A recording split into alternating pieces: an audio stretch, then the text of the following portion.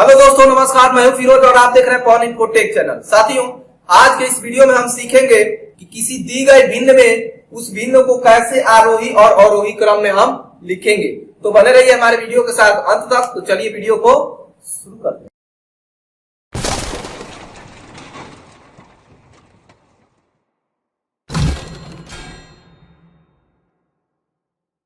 प्यारे दोस्तों, पिछले वीडियो में मैंने आपको बताया था कोई भी भिन्न यदि दिया गया है उसमें यदि हर समान हो, क्या हो, हर समान हो, तो उसमें बड़ी जो अंश होती है वो वाली भिन्न क्या होती है, दूसरे वाली भिन्न से क्या होती है, बड़ी होती है। यानी कि 3/5 और 2/5 में कौन सी भिन्न बड़ी है? 3/5 क्या है, बड़ी है। क्लियर। आज के इस वीडियो में हम ये सीखेंगे कि भिन्नों को आरोही और अवरोही क्रम में कैसे लिखा जाता है। जैसे एक आपको क्वेश्चन दे दिया गया हो 2/5 और 3/5, 4/5 और 1/5 को आरोही क्रम में लिखो। क्या करो? आरोही क्रम में लिखो। यहाँ पे देखेंगे सबका हर समान है, इसमें भी 5, इसमें भी 5, इसमें भी 5 और इसमें भी 5। तो क्या करेंगे, जब भी किसी भिन्न का हर क्या हो, समान हो, तो उसको आरोही क्रम में लिखने के लिए, चूंकि आरोही क्रम किसे कहते हैं, आरोही क्रम में हमेशा संख्याओं को छोटे से बड़े क्रम में सजाया जाता है। यानी सबसे पहले सबसे छोटी संख्या ली जाती है, उसके बाद उससे बड़ी और उसके बाद उससे बड़ी, और उसी प्रकार से लास्ट में सबसे बड़ी संख्या लिखी जाती है। तो इसमें हम क्या ज्ञात करेंगे, जब इसको हम आरोही क्रम में लिखेंगे,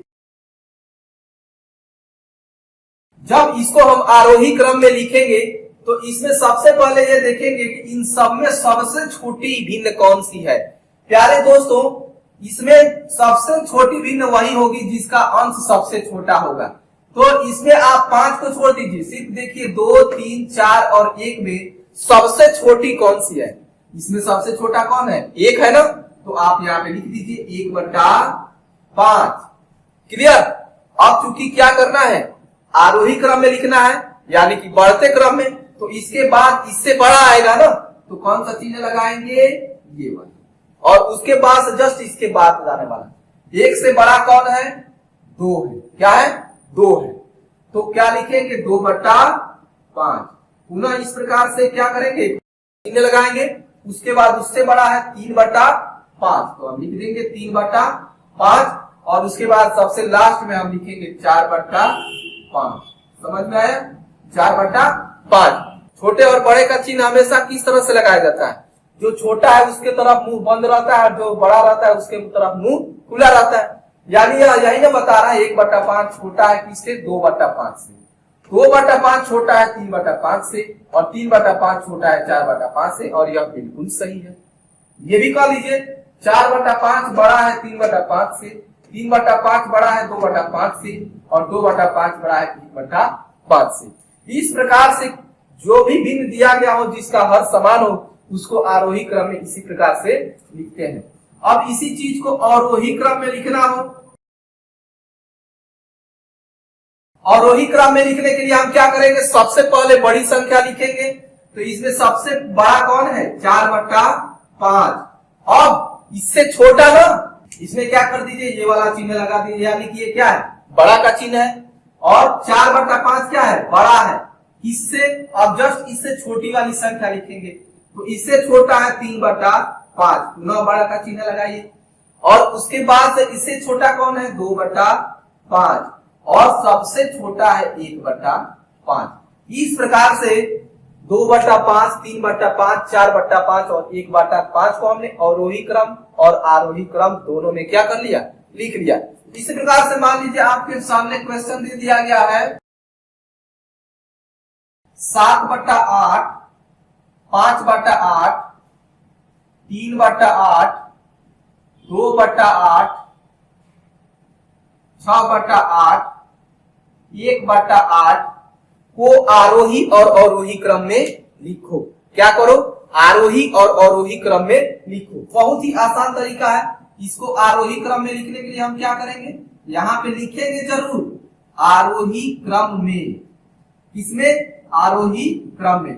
अब क्या करेंगे, आरोही क्रम में लिखने के लिए सबसे छोटा सबसे पहले लिखा जाता है, क्योंकि सब में हर समान है। क्या करेंगे हम, सबसे छोटा इसमें कौन है? 1 है, तो 1/8। क्लियर? छोटा है, छोटे का चिन्ह लगाएंगे। किससे भाई? 1/8 से जस्ट बड़ा कौन है? बताइए, 6 है कि 2 है कि 3 है कि 5 है कि 7 है? 1 से जस्ट बड़ा कौन है? 2 है, तो 2/8। पुनः एक छोटे का चिन्ह लगाएंगे। उसके बाद इससे बड़ा कौन है? 3/8। पुनः छोटे का चिन्ह लगाएंगे। और उसके बाद से 3 से बड़ा कौन है? यहां पे देखेंगे आप 5 बड़ा है, तो 5/8। इससे बड़ा कौन है? 5 से बड़ा आपका 6 है, तो 6/8। और लास्ट में सबसे बड़ा है 7/8। यानी 7/8, 5/8, 3/8, 2/8, 6/8 और 1/8 का आरोही क्रम 1/8 less than 2/8 less than 3/8 less than 5/8 less than 6/8 और लेस देन 8/8 लेस देन किससे?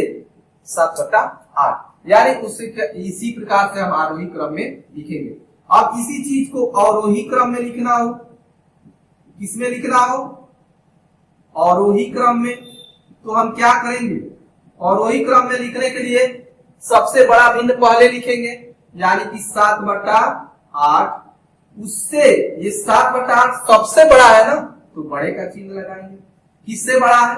6/8 से। 6/8 किससे बड़ा है?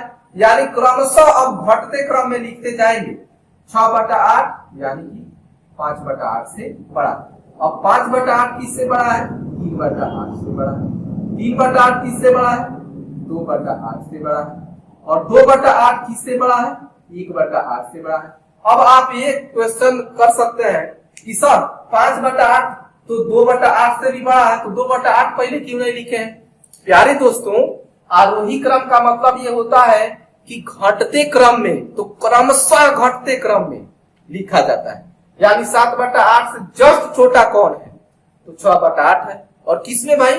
जो दिया गया हो भिन्न उसी में। समझ में आया?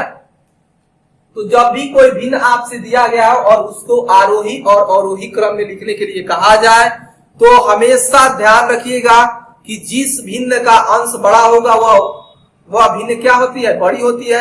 जिस भिन्न का अंश छोटा होगा वह भिन्न क्या होती है? छोटी होती है।